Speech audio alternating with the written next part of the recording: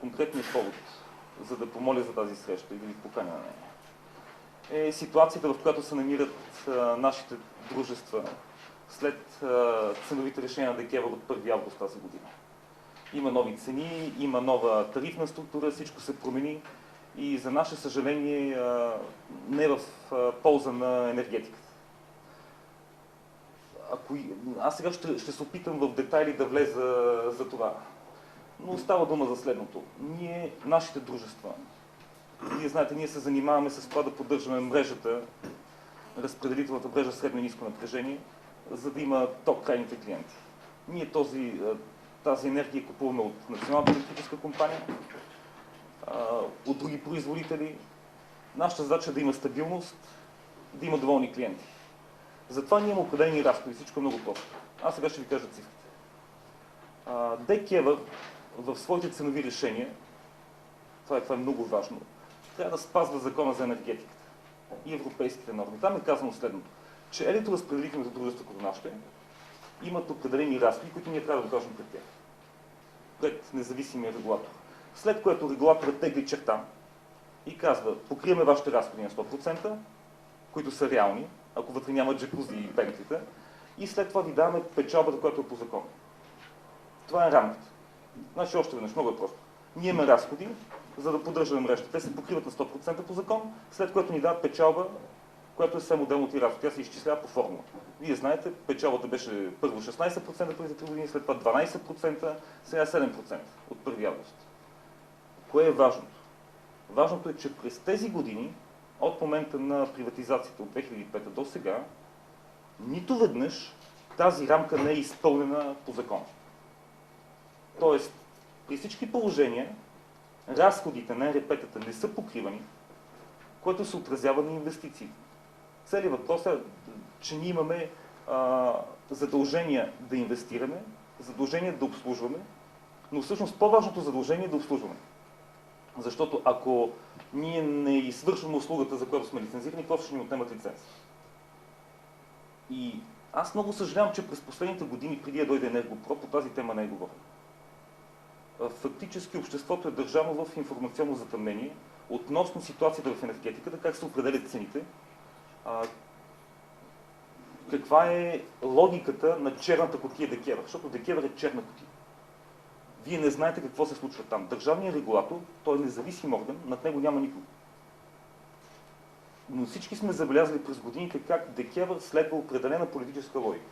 И тя е по-ниска цена на тока. През всички години, от 2005 до сега, се цели да не се разпадне енергетиката, енергийната система на България, но едновременно потребителските цени да са максимално ниски. Нито едно правителство не е имало политическата воля да се вземе с енергетиката като национален проблем и да каже, ето имаме такива разходи за тази енергийна система, тя струва толкова, от тук нататък дайте да видим какво ще се окаже като реална цена на тока и на топлоенергията при тази енергийна система. Навсякъде се търси компромис. И винаги се търсил компромис. Това е ролята на ДКЕВР. ДКЕВР е един компромисен орган. Всъщност, винаги отделните лобита са имали определена тежест, например, лобито на зелените. Това е цената на зелената енергия. Или лобито на миньорите, така да го кажа, за което стоят профсъюзите, за да се държат определени цени за тази дейност. И затова ДКЕВР винаги се е опитвал да бъде един балансьор. Проблема къде е? Проблемът, че като резултат от тази политика на политически баланс, в момента ние имаме една силно декапитализирана енергийна система в България, която като един експерт се изрази преди месец, доведе до това, че в момента енергетиката е в състояние на свободно падане. Това е нашето усещане като електроразпределителни дружества. И сега ще ви покажа цифрите. Цифрите са страшни. Ще обясня всяка една от тях какво означава и защо ние не фалираме при тези минус 116,5 милиона. Като колеги, ако има въпроси, нещо не е ясно, питайте. Тази презентация Тази година година ние ще имаме до края на тази година ето тези загуби. Моята задача като ръководител на това дружество направя така, че ние да не спрем дейността си, да не фалираме, да не ни национализират в тази ситуация. Тоест ние трябва да излезем на нулата. Това е определен вид усилие, което аз сега ще обясня как ще се случи. Първата колона. Минус 46,3 милиона лева. Били кликна на следващия сайт. Тя е от зелена енергия. Това са стари загуби, некомпенсирани, непокрити загуби от зелена енергия, които ние имаме. Това е много просто да се обясни. Вие всички знаете, че обществото, което е дало възможност на инвеститори да строят слънчеви паркове, вятърни паркове, други ВЕИ-та, обществото има ангажимент да изкупува зелената енергия по определена цена. Цена, която е определена пак от обществото от ДКЕВР. Не е обществото, това е стратегично. Не е обществото Добре. на този ангажимент. Това са е... различни неща. Понеже казахте, че може да е разговор. Да, абсолютно. Приемам го, абсолютно права сте, да. Да попитаме обществото дали би искало. Обществото, гласувайки на изборите, избира политическа власт, която приема закон, в случая закона за ВЕИ, и този закон за ВЕИ налага определени ангажименти. Това е логиката. Това, че няма обратна връзка, знаете ли кое е страшното? Че същото гребло е настъпено в Италия, в Испания, в Германия и в още няколко държави. В Унгария, т.е. в Чехия, същото гребло на ВЕИ-тата. Отваря се вратата, след което инвеститорите, защото това е стандартна технология. Вие отивате и купувате, например, генератор вятърен. Просто го купувате и го слагате. Много е лесно. Не е нужна голяма инвестиционна процедура. Ваша вътрешна. Просто купувате и го слагате. И затова това е лесна инвестиция. Имате една възвръщаемост, но сте си купили акции от държавата. И това е проблем, който е известен от много години в Европа. Той беше сигнализиран постоянно в течение на години. Първо, че отворили са вратата просто за инвестиции в зелената енергия. Те ще дойдат като вълна изведнъж, което се случи. Т.е. нямаше продължение на години, нямаше нищо. Имаше 4 мегаватта в Сандански. И още някъде имаше нещо малко, което произвежда. Преди Смолен, една фабрика. Край. След това изведнъж в момента имаме над 1000 мегаватта. Откъде дойдоха? От това, че хората им трябват няколко години да си съберат мислите и изведнъж да инвестират. Те не са виновни. Аз имам познати инвеститори, чужденци, българи в ВЕИ, не могат да обвинят в нищо. Те честно са изпълнили закона. Други въпрос е, че държавата не е направила в лицето на регулатора. В продължение на години не е направила нищо да предотврати тази вълна. И да изчисли, това най-страшно, журналистите не питат за това. Никой не е изчислил в енергийните стратегии какъв би бил ефекта от зелена вълна, която се случи. Знаете ли, всичко това се говореше? В продължение на години никой не е слушал, да речем, Института по енергиен менеджмент. Тоест има експерти, които през цялото това време са говорили. Никаква чуваемост, просто не е интересен факт. Никой не се е сбил, никого не се убили. В крайна сметка, когато това се случи, пак се оказа, че някой не си е свършил работата. Кой? Аз не знам. Знаете, ако вие не знаете колко е не се свършил. Не, аз знам, мога да ви кажа каква е логиката на нещата. Логиката, че има енергийна стратегия, която е утвърдена от Министерството на икономиката на енергията. И има държавен регулатор, който постоянно снабдява обществото с аналитична информация. Тоест, например, те обвиниха нас за този зеления бум. ЕРП-тата. Защото ние сме присъединили толкова и толкова мегавати. Знаете ли какво сме правили ние? Просто сме изпълнявали закона. Идвате вие с документите. Ние нямаме право да ви кажем не, няма да те присъединят. Просто идвате с изправни документи и получавате присъединяване към мрежата.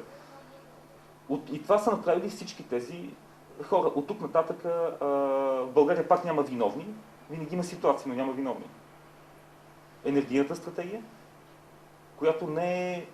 която се оказва, че е документ, който никой не чете, документ без значение. Значи има правителства, които са писали последователни енергийни стратегии. Това е първо. И второ, обществото оказва се, че общественият механизъм за защита го няма. Тоест, когато вече вълната е тръгнала, никой не е отреагирал. Никой не е казал, знаете ли, в момента имаме такава тенденция и има толкова и толкова проекта, Ние даже не знаехме. Ние, репете, ние няма откъде да разберем колко проекта има в подготовка. В общините обаче имат тази информация. Те знаят колко искания са подадени, колко скици са изкарани, инвестиционните намерения. В общините го знаят. Но няма механизъм, който да вземе тази информация от общините и да я предаде нагоре. Помислете сами дали вие бихте могли да отидете да вземете кредит на банка и да покажете: аз съм фалирал, жена им е напусна, колата е счупена, нямам работа, и да видят кредит. Няма да видят кредит. Банките дават кредити на успешни дружества, които могат да заложат нещо освен това. Ние какво да заложим? Ние не можем да заложим мрежата. Защото мрежата не е наша. Тя е наша, но ние не можем да се разпореждаме с нея. И как не сте планирали още? Обяснявам. Като не сме правили вложения, като не сме инвестирали. Това, което бихме искали да инвестираме. Защото ние след малко само ще стигнем до новите предложения в... За сметка на качеството. Не е за сметка на качеството. Благодаря за въпроса. Аз за това исках да ви видя, защото въпросът е много естествен. Като не сте инвестирани, че е паднало качеството. Не. Ако падне качеството, ще ни вземат лиценз. Уверявам ви, ще го направят с удоволствие. Следят ни постоянно. Качеството не е паднало. Веднага казвам. Да? Преди 2 дни си зареждам телефон. Така. Лично. И явно има такава опция, аз съм техническа. Така. Само се изненадах. Непълно зареждане на Така. батерията поради слабо електрозахранване. Съжалявам, че не снимат това, което изписал отделно. Снимайте Да, следващия не ви път, вярвам. идвайте с мене в София. Защо не ви вярвам? Не, това е абсолютно реално. Не ви вярвате. Да, вярвам ви Тоест, абсолютно. Това, Да. което казва колегата Иши, сметка на качество. Това не е качество. Не. Сега ще обясня. Не, сега ще обясня. Не, колеги, сега ще обясня. Да го имаме редовно, да го имаме... Да го имате колкото пълно, да го имате винаги, да го имате редовно, да няма прекъсвания. Сега, вие не знаете какво се разбира под качество в момента в България. Има норми, които ние изпълняваме. Сега, много ви моля. Да? Нека да не правим определение на общоприети категории. Че ние не знаем. Не. Значи качество е, че химикалът е страхотен. Добро качество.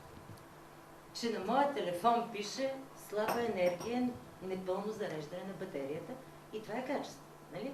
Категорията качество си има едно определение. И потребителът се интересува само от един качество. Да. Това, което той ползва.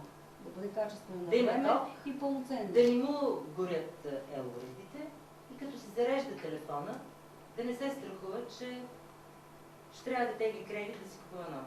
Защото и той е захъсъл, и той е с големи загуби. Задавам въпрос. Разликата между България и Белгия в качеството на тока. Не съм живяла в Белгия. И аз не съм живяла, но Все 220 волта. имаме разлика в доходи, така че да Не. не се сравняваме с другите. Не трябва да се сравняваме с другите. Задължително. Защото тока се трябва да е 220 волта. Въпросът е, че в България е прието тока от време на време да не е 220 волта. Разбирате ли? Тоест, когато вие казвате държавата, ДКЕВР, има норми технически, които са прияти. Аз затова ви казвам, вие не знаете за какво говорите. Когато казвате качество, вие разбирате нормалното качество, да имате услуга. Това не е нормалното. Значи телефона ми не е произведен в България. Не знам къде е произведен. След като според техните стандарти, той в момента усеща, че енергията му е слаба, значи нещо не е наред. Може би и в Белгия ще изпише също. Ако е така. Сега, това казвам, вие сте абсолютно права, точно така. Цялата работа е, че да речем, защо казах Белгия? Белгия или Япония или Америка? Защото там трябва това напрежение да е постоянно такова. И те са го гарантирали. Знаете ли как са го гарантирали? За да разберете много просто, да речем, това е едно село, което получава ток. Сега представете си, че вътре имате предприятие, имате и къщи. Когато на нова година предприятието работи, да речем, ако това е, не знам, произвеждат доят кравите. Доят кравите, едновременно всички си включили котлоните. Напрежението пада. Защо? Защото в България, към това село или към вашия квартал, например, има един кабел, грубо казано. Средно напрежение. Няма откъде да дойде повече. И затова, когато всички включат, им пада напрежението. Пълно е с такива райони в България. В селата масово, по-рядко в градовете. Това, на което вие сте попаднало, просто е неблагополучен градски район от гледна точка на организация на мрежата. И когато вие казвате качество, аз искам да кажа, затова казах Белгия. Много е просто, защото в България е допустимо, тази ситуация е допустима. В Белгия трябва да има 3 такива входа в този квартал, за да имат достатъчно снабдяване. Въпрос на обществен договор. Така сме строяли през годините. 60-те, 70-те години. Град Шабла. 31 август, обажда ми се кмета и ми каза: господин Боджиев, ако вие на 1 август сутринта не бъдете тук в 10 часа, аз хващам 500 души и отивам да затварям магистралата към Доран Корак, международния път.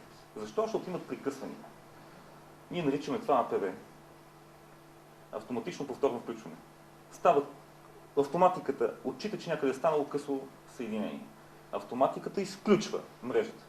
След 200 милисекунди късото изчезва, автоматиката разбира, че го няма късото и пак включва след около половин секунда. Вие имате цък, прекъсване, цък и така 60 пъти на ден. И на хората им гори всичко. Старите телевизори изгарят да бъде. Това е нормално в България. Разбирате ли, госпожо, това е шока, че това е нормално в България. На мен са ми казали: Абаджиев, това е нормално. Искаме такова. След което аз отивам при кметицата, аз отидох предишния ден, там имаше към 50 души, отидох предишния ден, за да не попада на 500, за да мога да говоря. И им казах: искате ток? Искате ток. Няма да имате ток с качество. Що? Защото не живеете в Белгия. Ако ти искате да има такъв ток с мене, моля в парламента. Имате ли народни представители? Да, как се казват? Не знаете. И тогава за какво говорим? Гражданското общество го няма. Хората идват при мен и се жалват, плюят, псуват, чупят. Всъщност проблема не е при мен. Проблемът е, че на мен ми е забранено да инвестирам. На нас е репетата, на НЕК. Защото ние в момента сме само с тази загуба. НЕК са с 2 милиарда и 100 хиляди, и 100 милиона. Така, слушам. Аз съжалявам, понеже, както аз ви казахте, че може да си говорим. Да, бе, разбира се. И казвате, че трябва да се сравняваме с европейците. Вие, като консуматор на вода, получавате лошо качество на водата, защото, примерно, ВиК Шумен така е позволило и няма стандарти в държавата. Вие с охота ли ще си плащате сметката за вода? Не, разбира се. Да, защо? И сметката за тока. Именно, да. И за всичко останало. Значи, за доходите вие нямате вина, цената е висока. Качеството, някой казал, че може и така. На Коледа ми спира ток. Не мога да се заредя телефона. Спирате тока на Коледа, защото... Аз съм коректен платец и да разбирам и едва ли не да се чувствам, че имате 55 милиона загуби. Не? Така. Да. Искате ли да излезем от порочния кръг? Защото това е порочен кръг. Да. Вие сте да. недоволна, абсолютно справо. Да. Аз постоянно се жалвам, че нямам пари да работя и какво да стоим и да се гледам. Както казала една младоженка, нали, на първата брачна нощ, и сега да чакам някой да ни оправи двамата. Просто трябва да направим нещо. Аз това искам да ви дам фактите. Фактите, вие не сте, няма от кой да чуете тези факти. До сега това е било тема табу. Имаше немци, които не говореха това. Които говореха, че всичко е наред. Аз идвам и ви казвам, че всичко не е наред. Че през годините ние не сме инвестирали. Не сме инвестирали, защото има определен обществен договор в момента. Политически обществен договор, който трябва да се наруши. Знаете ли как ще го разруша? Чрез вас. Като ви кажа това, след тази беседа вие вече ще имате нещо друго като информация. Сега ще покажа цифрите, но започвам от тук надолу. Май няма да имаме време, защото изтича времето, но става дума за следното. ДКЕВР ни утвърждаваше през годините едни инвестиционни програми. За да имате вие ток на нова година да ви изключва, какво означава, че ви изключва ток? Имате един кабел, става авария и нямате кабел. Ако имаше 3 кабела, нямаше да има авария. Много е просто. Само че това означава да се влагат едни пари през годините. Не става за една година. И тези пари няма да дойдат от никъде. Те ще дойдат от сметките за ток. Даже ако взема кредит, едни да речем 500 милиона и ги вложим в мрежата, той кредит пак трябва да се изплати откъде? Пак трябва да излезе от сметките за ток. И това трябва да се обясня, всичко много просто. Ако имате магазин, искате да го удвоите този магазин и да продате повече хляб в него, трябва да си купите лавици. Тия лавици откъде ще дойдат? Добре, от кредит от банка, нали? Пак трябва да си изплати от оборота. Много е просто. Никой не говори по този начин. Политиците създават едно впечатление, все едно има някакъв ресурс огромен в ЕРП-тата, има някаква база финансова, откъдето могат да се изтегли, само трябва да се натискат ЕРП-тата. И това е старото социалистическо мислене и отношение към нещата. Ако шефа каже, ще стане. Нищо подобно, живеем при капитализма от много години вече, каквото си изработим, това ни. В момента аз това искам да кажа, че има обществен договор, който е следния. Имаме лош ток и си траем. Никой не говори за това, че имаме лош ток, защото ако почнем да говорим, че искаме ток като в Белгия, в Шабла, например, аз им казах, това ще ми струва 30 милиона. Ако дойдете с мене в хората от Шабла в парламента да променим закона за енергетика, че да речем там, където има такива участия лоши като шабла, да сменим мрежата. Защото тя трябва да се смени. Това е една мрежа от 60 години, която има особеност. Ние сменим отделни линии, цялата мрежа си остава калпа. Има и изолатори, които дават късо. Това е. Като кацнат, там така направено, че като кацнат птиците, малките или големите, и се дава на късо. Това е. Просто трябва да се вложат пари. За да се вложат пари, трябва да вземат политическо решение. Вложението на пари в мрежата означава повишение на сметки. Никой не иска да го направи. Извинете, политиците в момента ни убеждават, нашия народен представител в Търговище, заместник... Господин Явор Куюмджиев, да. Днеска ще имам среща с него. Той е много голям оптимист и смята, че линията на правителството е чудесна и това, което той върши, че резервите са у вас. Той не говори за това, че 20, 30, 40 години не е влагано, държавата не е влагала пари в обновяване на мрежата и така нататък. Той не знае, че по селата няма ток. Аз имам къща на село, той има 180, 200... Той в момента, господин Явор Куюмджиев, той говори за нещо друго. Той говори, че в България не е качествен ток. Именно. Прав е. Той говори това, което говори... И той казва, сега като натиснем РП-тата, и те ще си оправят ток, защото са длъжни да го направят. Без пари. Той не казва колко... Аз ще стигам неговите промени. Това е много важно. Нямате чуваемост с политическата... Не, просто нямаме чуваемост. Ние живеем в паралелни светове. Техният свят е света на енергийната стратегия, която е нереална, никой не чете, не означава нищо. И да речем, излиза един депутат, който абсолютно прав да каже, да, в България трябва да има хубав ток. Да, ЕРП-тата трябва да направят определени промени. От другата страна сме ние с реалните цифри. Видиш как нататък? Но той каза и още нещо скоро. Слушам. Че, да, за това съм съгласна, че те живеят в този свят. Вчера разговаряхме с него в тези теми. Но той каза, че няма обяснение защо, когато трябва повторно да се свичи тока, за едно натискане на бутончето. Благодаря. Нали го каза той? Благодаря. Просто... Благодаря. Съгласих се. Да. Нищо общо с действителността. Повторното включване означава екип, тръгва да речем от някъде, от Шумен, от Търговище, отива до вашето жилище, което може да е на 500 метра. В повечето случаи на 20 км, на 30 км, в повечето случаи. Отива, за да ви изключи, отива и ви изключва на место, запечатва, за да ви изключи пак отива. Два пъти да отива ни. Ние сметнахме колко ни струва. Съжалявам, че трябва да тръгнете. Така. Сега. Да. Иначе бих желала да направим един експеримент. Да. В Шумен, в най-отдалечената точка на града, както е разположена базата на Енергопро, дали това струва толкова? Госпожо, с голямо удоволствие. Добре. Искате ли да викнем някои хора от Еленския Балкан също? Защото ние изключваме също и кошарите. Знаете ли, в случая нито кошарите ги интересува как изключват моят ток, нито мен как изключват те. Не сте права. Вие сте, защото в една мрежа сме, в една България сме. Така, Вие сте в града и вашето изключване, да речем, струва някакво работно време на хората, плюс някакъв малък бензин, може даже на велосипед да отидат, макар че ние не ползваме велосипеди, нали? Но когато се направи, сега ви казвам цифрата и отговарям за това, което ви казвам. Ако не бъркам, защото не съм точно сигурен колко беше, мисля, че беше 34 лева и 71 стотинки. Ми струва цялата операция. Изключване, повторно включване. Това, което казва господин Явор Куюмджиев с копчето, просто не е вярно. Той просто не знам, той си мисли, че това е като тези, които кабелната телевизия и даже не като интернет. Пускат ви номера в интернет, в компютъра, той се включва. Махат ви го и се изключва. Когато всичко стане на смарт метри, след много години, защото струва огромни пари, всичко да се направи с смарт метри, тогава вече електромерът се управлява от действително с копче. Но това е като ние в момента имаме 58 000 смарт метра в мрежата, към 1 230 000, ако не бъркам, електромера общо. Макар че не съм сигурен точно в колко са, те постоянно са. И вариантът да ни изключват. Отлично. Съгласих се. А вие съгласни ли сте, че разходите ми биха могли да са на 19 лева? И че имаме разходи? Ние, между другото, не защото... За кое? Тук, защото ми зададохте въпрос, аз отговорих на него. Вие казахте, че не вярвате, че имаме разходи за изключване. Аз продължавам да съм убедена, с риск Така. да ви обидя. Така, не ме обиждате, казвате. Аз не мисля, че ви струва толкова. 4 лева и нещо. 71 стотинки. 4 лева. Ще ви кажа много лесно. Изчислява се времето на екипите. Ние виждаме колко са изключвали. Смята им се част от работното време, част от фонд работна заплата, времето на автомобилите, за което те са участвали, бензина, който отишъл, защото ние имаме точен отчет. И има една програма SAPCAT.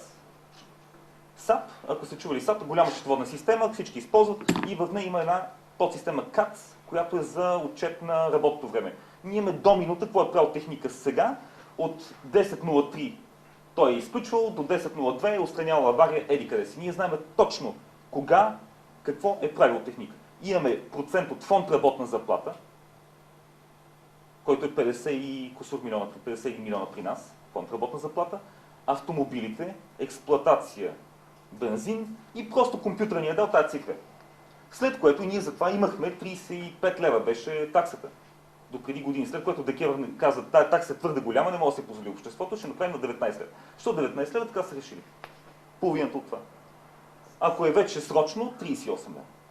Само и аз да допълня, че нашите цени са средно претеглени на един консуматор. Вярно е, че изключването, примерно за този съседния блок, ще ни струва може би 2-3 лева, но ако отидем в някое село, там разходът ни ще бъде 50 лева, заради отдалечеността. В момента не се плаща от всеки потребител на реално направения разход за изключването.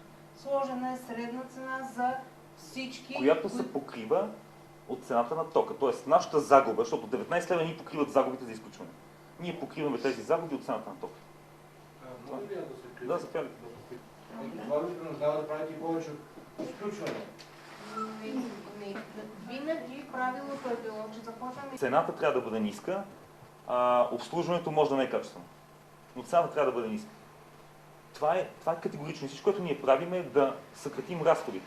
Да отговорим, за да завършим темата с изключването, което сега ще стане от 24 часа приблизително, на 8 часа или 4 часа. Това е финансова катастрофа. Защото ние в момента изключваме, когато може екипа, или включваме, когато може екипа, но не по-късно 12 часа на следващия ден. Тоест, ако вие сега платите 12 часа утре, най-късно ще ви бъде възстановено захранването. Обикновено за един час. Той екипа отива веднага. Ако няма авария, екипите отиват веднага. Този срок, утре до 12, ни е даден от ДКЕВР, за да можем да оптимизираме състава. Пак, защо е направено? За да няма разходи допълнителни. За да не наемаме специални хора. Ние в момента сме свили едно време, в социалистическо време, имаше пласмент и поддръжка. Едните се занимаваха с изключвания с електромерите, електромерите с поддръжка на кабелите, грубо казвам. В момента няма такива. В момента целият състав е събран в едно и е съкратен на половина. Защо? За да няма разходи. Кой страда от това? Гражданите. Ако сега Явор Куюмджиев, това, което предлага, той го реализира като закон, като пълен закон за енергетиката, ние ще трябва да наемем още толкова хора. Тоест, ако вие ни задължите, защото през зимата може да има аварии, чести аварии, или може да не може да се мине, ако вие ни задължите да включваме повторно до 4 часа след плащане, това означава, ние в момента имаме към 800 души персонал технически, да наемем още 800 души. Едните оправят авариите, другите стоят на стендбай, стоят в офиса и чакат. В момента, в който някой звънят, те веднага отидат да включат. Това е. Това са ни разходи към 15 милиона според мен. Под нашите груби изчисления. 15 милиона това означава не качване на цената. Тоест, когато той казва, че това няма да се отрази по никакъв начин на цената, не е верно. Аз обратното, аз приветствам това, което предлага господин Куюмджиев, защото тези мерки ще доведат до връщане на темата, до увеличение на цената на тока. Аз не знам това дали е съгласувано политически, защото в момента се сваля цената на тока. Това, което той предлага, е едно драстично увеличение на цената на тока. Например, тази норма, която той иска хора като вас, зареждат телефона, може да си го заредите. 1/3 от времето или там 10% от времето некачествено захранване. След като вие не си плащате сметката, след което ни съдите за загуби, за вреди нанесени от енергото, той не иска да ни използва като боксова круша. Той не иска да ни наказва, той иска да ни накара да инвестираме. Отлично. Аз сметнах, моите хора сметнаха колко ще струва, за да гарантираме, че няма да падне напрежението, както при вас. Ние трябва да построим, аз ви дадох този пример, има една линия захранваща средно напрежение, трябва да има втора, трета. Трябва да вкараме доста кабели под земята, трябва да увеличим сечение, за да има гарантирано високо напрежение през цялото време. Това ще ни струва 308 милиона. Да речем от 150 до 400 милиона лева при нас. Значи в цялата мрежа в България това ще е къмто милиарди 200 милиона, милиарди 500 милиона. Разбирате ли? това, което предлага господин Кумуйджиев е революционно. Той е така, с един ред закона ще промени енергийната стратегия, която е приемана от години. Защото в енергийната стратегия не са предвидени разходи на обществото милиарди нещо. Ако не се вложат тези пари и ние останем с това качество на мрежата, просто за да има това качество на снабдяване, трябва да се промени мрежа, трябва да се вложат пари. Много е просто. И до сега това е тема табу. Никой не казва на българите, знаете ли, че в Белгия ток е по-добър? Аз за това каза, дайте се сравняваме. Знаете ли, че в Япония ги няма тия прекъсвания? Че нормите сайди, това са двете световни норми, честота на прекъсванията, продължителност на прекъсванията. При нас са повече от останалите в държави. Защото ДКЕВР знае причината. Защото трябва да се сменят много съоръжения. Трябва да се построят допълнителни съоръжения. И това ще струва милиарди. Приблизително 2 милиарда. И затова ДКЕВР никога не го е слагал на дневен ред. Логиката беше, когато имаше приватизация, логиката беше следната. Всяка година да се влагат едни пари и за 10, 15, 20 години ние да достигнем едни равнища световни. Просто защото по времето на преди промените държавата не е влагала достатъчно средства. Ние имаме една такава българска легенда, че нашите мрежи са идеални. Нищо подобно, гола въз. Просто не е вярно. Просто ако отидете в Белгия, има друг тип мрежи. Но там персонал е друг. Експлоатационните разходи. Тоест, ако ние сега вложим тия 2 милиарда и си оправим мрежите в България, да станат като белгийските или като швейцарските, като френските, без значение. Тогава във всяко селце ще има 220 волта нон-стоп, няма да има прекъсвания. Прекъсванията са свързани с това, че имате надземни съоръжения, обикновено. Ако няма крупна авария. Трябва да вкараме кабелите под земята, като в Белгия. Тогава няма да има прекъсване, ще имаме снабдяване като това. Винаги логиката на промените е била следната. Имаме икономически проблеми, хората са бедни, просто не може да си позволим да плащаме ток, като в Белгия. Не случайно цената на тока в България е най-ниската в Европейския съюз. Ние нямаме свои уранови залежи и нямаме свои петролни кладенци. Ние купуваме всичко и въпреки това белгийците купуват по същия начин. Но при нас цената е двойно по-ниска от там. Защо? Защото се пестим от живо месо. От това, което не може да пестим. Това правим ние. И всъщност, докато първите 3 години, когато дойдоха трите РП-та, те вложиха ударно някакви пари. Приватизацията беше направена по този начин, беше на големи западни фирми, защото се оказа, че мрежата е толкова лоша. Аз просто участвах в този процес, от ние години с това се занимавам. Идеята първоначално на правителството на Колбовски беше различна, се даде на български фирми и на други малки фирми. Оказа се, че мрежата е толкова зле, че трябва да дойде някой голям, който да оправи батак, защото имаше опасност от масови спирания на ток. След години недофинансиране, декапитализация. Първите 3 години имаше ударни инвестиции, закърпиха се слабите точки в мрежата. В момента върви от 2005, от 2008 до сега рязка декапитализация на електрическата мрежа. Ние просто не влагаме нужните инвестиции в нея. Ние влагаме по-малко от това, което трябва да вложим, за да се поддържа тя. Ще ви покажа тази таблица. Тук няма една цифра забравена. Ще почна от тази цифра, амортизацията. Тази година, вие знаете какво е амортизация. Имаш нещо и всяка година отписваш някаква част от него. Парите от амортизации се използват за това, че да се подмени това нещо след определен брой години. Има счетоводни норми, много е просто. Има счетоводни норми. Те пак се оплакват, тия хленчат, тия са гола вода. Според вас колко трябва да се... О, много. Колко? Не знам. 300 милиона при нас поне трябва да се вложат директно. Ако сметнете цифрата, да речем 1 милиард в България, разделете 1 милиард на 8. И ще се получи. Колко процента месечно трябва... И ще видите за колко години по 1% цената на месечно. Не искам да правя сметката, защото ако кажа, вие това ще го изкарате като факт, нали? А не е честно, това не е честно отношение. Защото това пак ще поредната сензация. А по-важното е вие да знаете, че в момента всичко се декапитализира, че трябва да се вложат милиони и оттам ДКЕВР да излезе и честно да каже, или да каже, не, това не е вярно. И да имаме един политик или един председател на ДКЕВР, който си е сложил името с подпис. Това не е вярно. Ето като сега Явор Куюмджиев казва, ние ще ги накараме да присъединяват с едно копче с натискане. Той го е казал. И това не струва нищо. Аз твърдя, че това струва много пари. И че това ще доведе до силно увеличение на цената на тока. И ако ние не получим тия пари, просто няма да имаме пари за работа. Няма да може да изкупуваме ток от него. Много важно трябва да кажа за ВиК Шумен, което е много важно. ВиК Шумен, вие знаете, е в критично състояние. Те са в финансов, технологичен колапс от години. И в момента ние сме лошите. Аз трябва да подпиша тяхното изключване. Тоест трябва да спра водата на град Шумен. Това е положението. Защото там дълга си расте и си расте и си расте. Мога да ви покажа на графика как дълга им от последните години само се увеличава.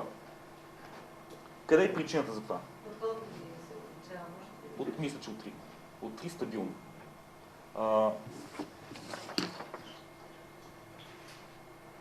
От 10-та е започнал рязко да нараства. През 10-та е вече 800 хиляди, в момента е 1 200 000. Проблема е, че той бавно пълзи нагоре, което означава системен проблем. Мога да ви кажа да не каква е причината за това. Цената на водата. Очевидно цената на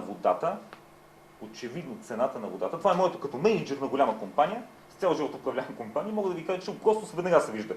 След като постоянно ти пълзи, сменят се управители, но постоянно пълзи дълга нагоре, което означава, че цената на услугите на ВиК Шумен е под реалната себестойност на тия услуги, което означава да се вдигне водата на шумна линия. Как ще стане това? Другия вариант е да се дадат пари, това е от държавно общинско дружество, да се отделят пари за инвестиции. Защото вие знаете колко са разходите, колко са загубите.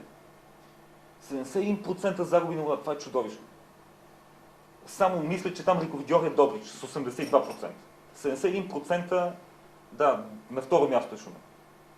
Не може така. Ние живеем с широко затворени очи. И за тока, и за водата.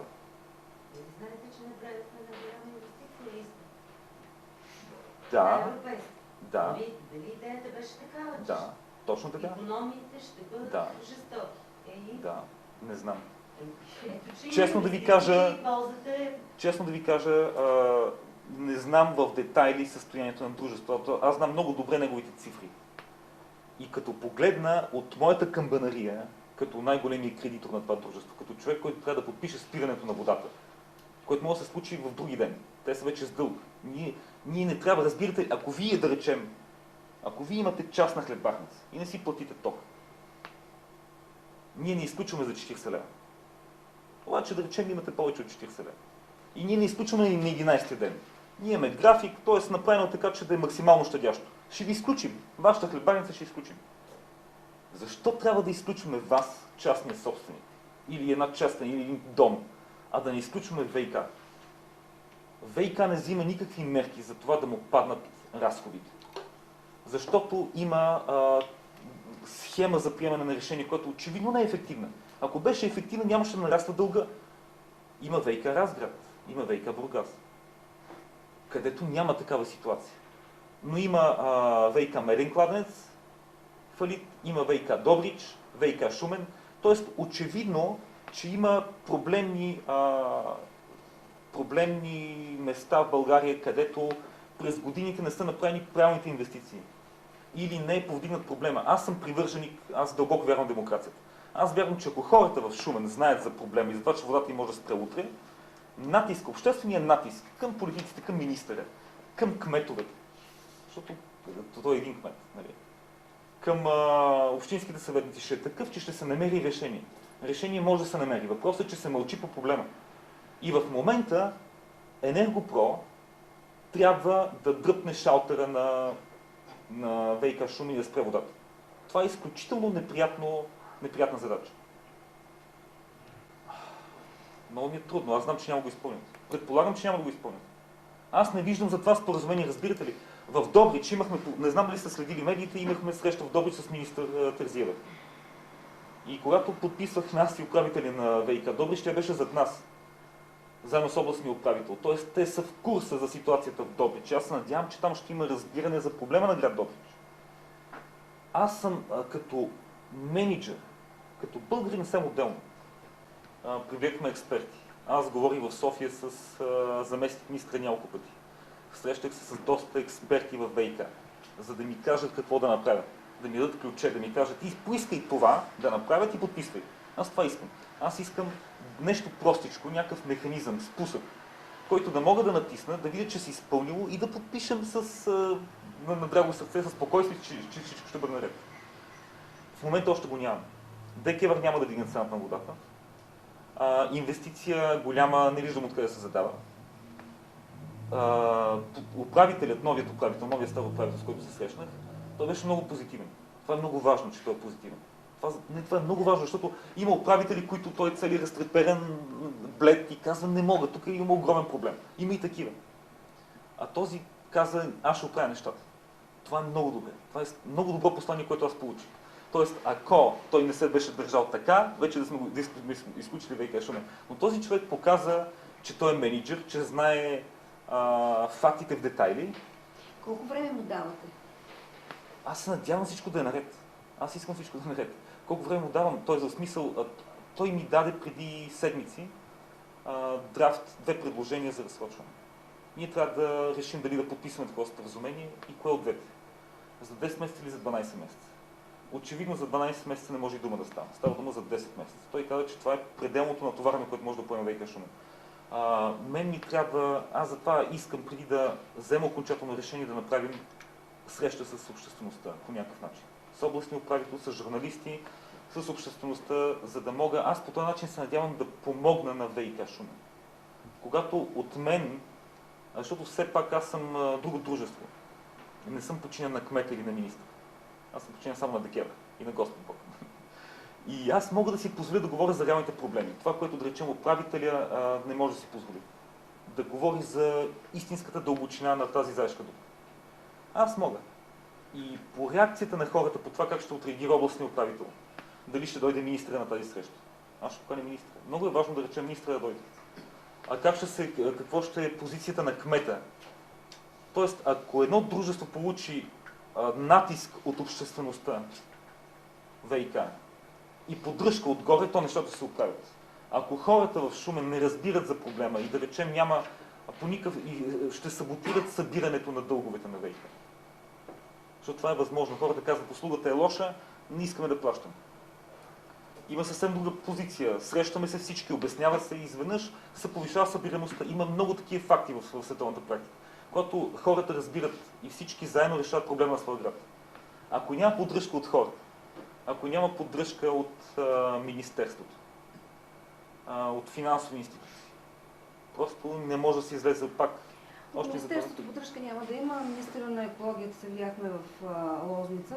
Изрично я попитах за ситуацията в Шумен. И тя казва, че предвид качеството на водата, по-скоро питах аз, и тя казва, че ще се опитат да договорят 2 милиарда и половина. ВиК сектора в България се нуждае от 16 милиарда. Така че тези 14 милиарда дружествата трябва да се потърсят сами. Никой няма да кредит, знаете.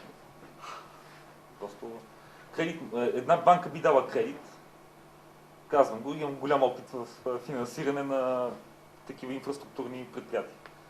Ако да речем има решимост от страна на ДКЕВР да повиши цената на водата заради този кредит, то тогава да, дружеството може да вземе кредит, тогава ще има желащи банки. Ако дружеството е гъвкаво... Шумен е невъзможно, тук ще стане война. Ще стане война. Хората искат да плащат водата като поливна, а не питейна, защото де-факто тя е такава. Шуменци не пият вода от чешмите. Тогава остават дълговете. Тогава остават дълговете и остава моето задължение като управител на електроразпределително дружество да приема мерки да огранича моите загуби. Защото те се поемат от всички. Тоест проблемите на град Шумен ще се поемат от всички клиенти на мрежата. Аз нямам право да го правя. Ние може да бъдем санкционирани за това. Тоест ако ние просто така не си събираме дълговете, това е наше задължение по закон, да си събираме дълговете. То тогава ние не се справяме като мрежово дружество. Тоест проблема е много сериозен с ВиК Шумен.